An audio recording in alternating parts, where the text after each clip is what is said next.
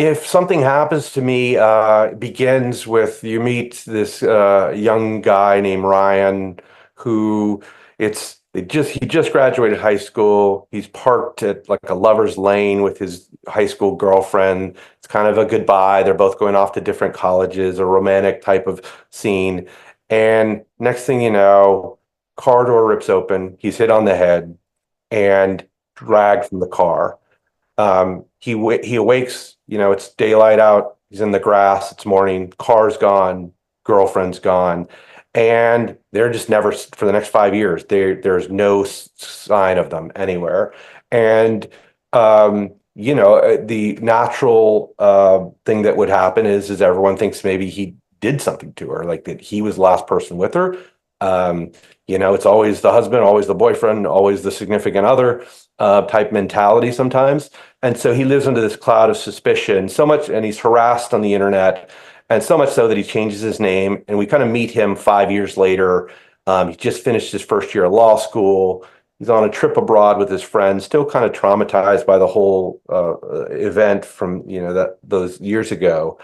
And he thinks he sees the man who took his girlfriend, and that's where the story jumps off. And along the way, we meet a character named Poppy, who's like a a doing her first case as a deputy sheriff in the small Midwestern town where Ryan is from. And we meet a man named Shane O'Leary, who is and his circle of criminal friends, who is from Philadelphia, and he is not he's a dangerous person. And so we follow them, and ultimately how these three lives intersect to understand what happened to Ryan's girlfriend. I had never done really a European setting, and so it's set part in Kansas. I thought a contrast for that would be having Ryan on this trip in Italy. It started with me having a trip in Italy when I was finishing the book, What Have We Done? I was, there, and that book has nothing to do with Italy, but I always thought, well, this would be a cool setting. And then I finished the novel in Paris, and so I naturally wanted to weave that into the story, which I did.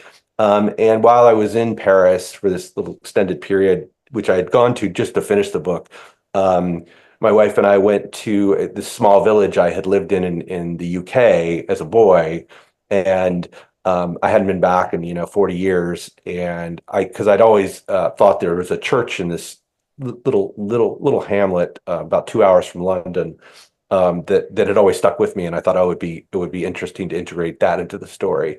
So that's in the book as well. So it was a little bit of personal travel that inspired settings, but also just things that had stuck with me for 40 years in a town that really hasn't changed that much, honestly, since I used to run around there as a kid.